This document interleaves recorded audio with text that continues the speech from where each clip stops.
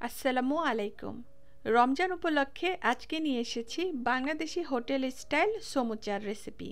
অসম্ভব মজা হয় এই সমুচাগুলো খেতে। আর এই সমুচার জন্য প্রথমে আমি এখানে কিছু সমুচার শীট কেটে রেখেছি। এই শীটগুলোকে এখন গরম তেলে বাদামি রং করে আর ক্রিস্পি করে ভেজে নিব।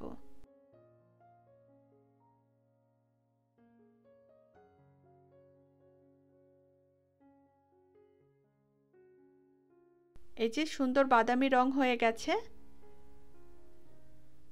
গরম তেল থেকে উঠিয়ে নিচ্ছি।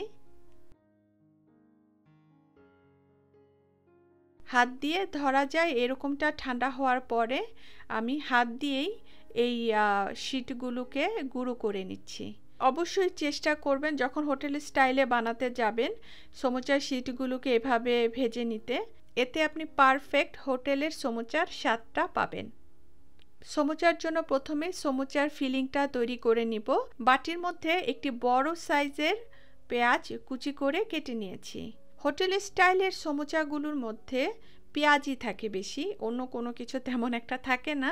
যেহেতু ঘরে তৈরি করছি তাই আমি একটু আমার মতো কিছু উপকরণ দিব। আপনারা চাইলে অবশ্যই সেগুলো আপনারা স্কিপ করতে পারেন, আবার চাইলে হুবহু আমি যেভাবে বানিয়েছি সেভাবেও বানাতে পারেন। আর আমি এখানে যে পরিমাণ পেঁয়াজ দিয়েছি আপনারা এর ডাবল পরিমাণে পেঁয়াজ দিতে পারেন। এখানে আমি 3টি কুচি করে কাটা কাঁচামরিচ দিয়ে দিচ্ছি। 4-5 টেবিল চামচের মতো কুচি করে কাটা ধনেপাতা দিয়ে দিলাম।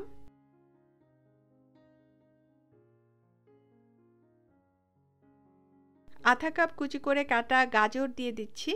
এটা অপশনাল, আপনারা চাইলে দিতে পারেন। চিকেনের কিমা আমি রান্না করে রেখেছিলাম সেটা এখানে দিয়ে দিচ্ছি। চিকেন কিমা বা বিফ কিমা যেটাই দেন না কেন এটা পুরোপুরি অপশনাল। 1.5 চামচ মাংসের মশলা গুঁড়া দিয়ে দিচ্ছি। এখানে আমি কিছু পরিমাণ লবণ দিয়ে দিলাম। অবশ্যই লবণের পরিমাণটা বুঝে শুনে দিবেন যদি কিমা দেন, কারণ কিমার মধ্যেও কিন্তু লবণ দিয়ে রান্না করা হয়েছে। গুঁড়া করে নেওয়া সমুচার শীটগুলো দিয়ে দিলাম। এখন হালকা হাতে মেখে নিব। খুব জোরে জোরে একদম চিপে চিপে মাখতে যাবেন না, কারণ এগুলো সবজি, যেমন পেঁয়াজ আছে, গাজর আছে, এগুলো থেকে কিন্তু পানি বের হবে। তাই হালকা হাতে আমি মেখে নিচ্ছি। খুবই মজার একটা ফিলিং তৈরি হয়েছে, আমি একটু খেয়ে দেখেছি। একটি বাটির মধ্যে আমি কিছু পরিমাণ ময়দা নিয়েছি। ময়দাটার মধ্যে অল্প অল্প করে গরম পানি দিয়ে দিচ্ছি আর ভালো করে মিশিয়ে একটি আঠা তৈরি করে নিচ্ছি। সমুচা যখন বানাবো তখন আমার এই আঠাটা দরকার লাগবে। আঠা দিয়ে সমুচাগুলোকে সিল গালা করতে হবে, এই কারণে আঠা বানিয়ে নিচ্ছি আর এই আঠাটাকে এক সাইডে রেখে দিব। এখন হচ্ছে সমুচা বানানোর পালা। এই সমুচা শীটগুলো আমার ঘরের তৈরি। শীটের রেসিপিটার লিংক ডেসক্রিপশন বক্সে দেওয়া থাকবে। আর যদি কেনা সমুচা শীট দিয়ে করেন তাহলে তো হলো, সেটা দিয়েই করলেন। আমি যেহেতু ঘরে বানানো শীট দিয়ে করছি আর এই কারণে যে এভাবে করে কেটে নিয়েছি আমি। আর সমুচার শীটটাকে এই আকারে যেভাবে কেটেছি সেটাও দেখিয়ে দিয়েছি ওই সমুচা শীটের রেসিপিটার মধ্যে। সমুচা শীটের এই কর্নারটাকে ধরে মাছ বরাবর এনে রেখে দিলাম। এর উপরে আঠাটা মেখে নিচ্ছি। এখন এই যে এই পাশের কোণাটাকে ধরে যে পাশটার উপরে আমি আঠা মেখেছি সেটার উপরে রেখে দিলাম। হাত দিয়ে প্রেস করে নিচ্ছি যাতে সুন্দরভাবে সিলগালা হয়ে যায়, মানে জোড়া লেগে যায়। সমুচার পকেট হয়ে গেল। এই পকেটটার মধ্যে সমুচার ফিলিং দিয়ে দিচ্ছি। খুব বেশি ভরে আবার দিবেন না ফিলিংটা, পকেটটার সাইজ যতটুকু ততটুকুই ফিলিং দিবেন। এখন এই অংশটার মধ্যেও আঠা মেখে নিচ্ছি ভালোভাবে। এরপরে এই যে অংশটাকে বন্ধ করে ভালোভাবে প্রেস করে করে জোড়া লাগিয়ে নিচ্ছি। এই তো সমুচা হয়ে গেল। যেহেতু আমি ঘরে তৈরি করেছি তাই সমুচার শীটটাকে এভাবে করে নিয়েছি। আর আপনারা যদি কেনা সমুচার শীট দিয়ে করেন, মানে যে এরকম লম্বা সমুচার শীট দিয়ে করেন, তাহলে এই যে আমি দেখিয়ে দিচ্ছি সেটা কিভাবে বানাবেন। আসলে মুখ দিয়ে বলে এটা বুঝাতে একটু কষ্টই হয়। সবচেয়ে বেস্ট হয় আপনারা ভালোভাবে দেখে নেন যে আমি কিভাবে বানাচ্ছি। একবার দুইবার দেখলেই আপনারাও বুঝতে পারবেন, মানে যারা বানাতে পারে না সমুচা, আমি তাদের কথা বলছি, তারা বুঝতে পারবেন যে কিভাবে সমুচার আকারটা দেওয়া হয়।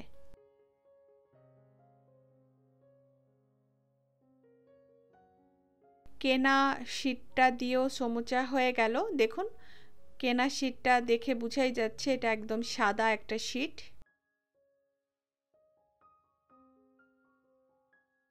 মাঝারি আঁচে তেল গরম করতে দিয়েছি। এখন যে কয়টা সমুচা আটে সেই কয়টা সমুচা এই গরম তেলের মধ্যে দিয়ে দিলাম। সমুচার দুনো পাশ বাদামি রং করে ভেজে নিব।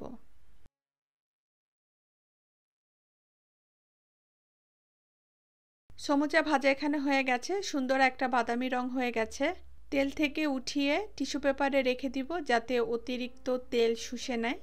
ঘরের তৈরি শিট দিয়ে বাংলাদেশি হোটেল স্টাইল সমুচা তৈরি হয়ে গেল।